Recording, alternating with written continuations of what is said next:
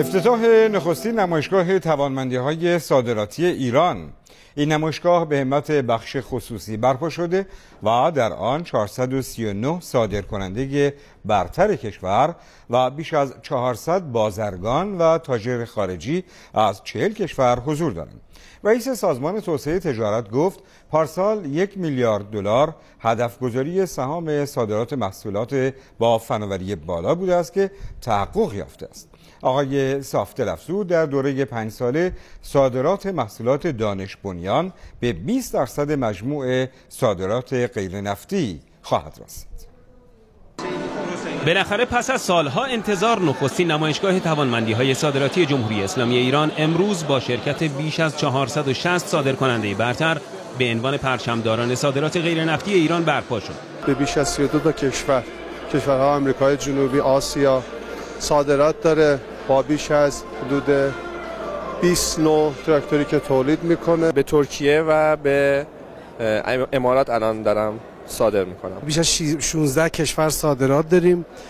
صادرات محصول خصوصا کشورهای CIS بازار خوبی داره. کشوری مثل پاکستان که سال گذشته ما موردایی داشتیم که رقم‌های خیلی زیادی صادر میشد مواد اولیه به پاکستان، الان تمام اون بازرگاناشون تاجراشون اومدن میگن آقا ما مجبوریم الان جنس رو ببریم از شما و این اشتغال زایی داره تو مملکت. ما از 26 استان کشور صادرکننده داریم که شرکت کردن. 436 مجموعه کالاهای صادراتی خودشون رو توی این نمایشگاه به نمایش میگذارن. 411 نفر بازدیدکننده خارجی داریم از 39 کشور دنیا. بازرگانان خارجی که از توانمندی‌های صادراتی ایران بازدید می‌کنند برای تحریم اعتباری قائل نیستند و مزیت کالاهای ایرانی رو برای واردات به کشور خودشون ترجیح میدن.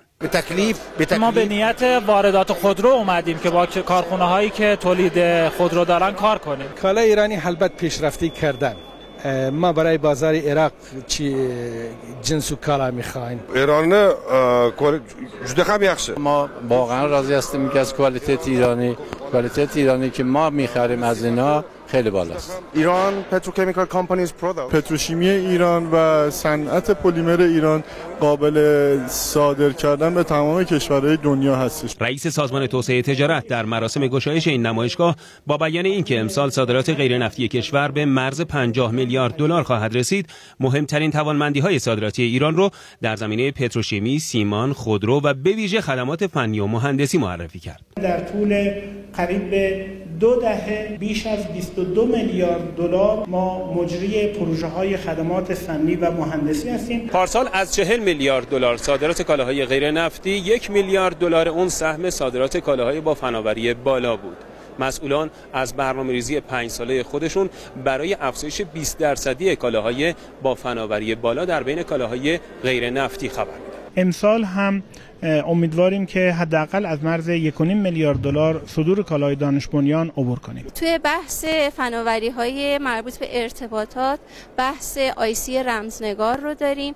توی بحث صنعت و الکترونیک 2 تا طرح یکپارچه سازی تولید به کمک CNC و یکپارچه سازی تولید پوشاک رو داریم. پارسال بیش از 78 میلیون تن انواع کالاهای غیر نفتی با میانگین قیمتی 470 دلار صادر شد که عمده‌ترین اونها متانول با 3.7%، گاز پروپان مایع شده با 3.5% و قیر نفت با 3.4% از کل صادرات غیر نفتی بودند.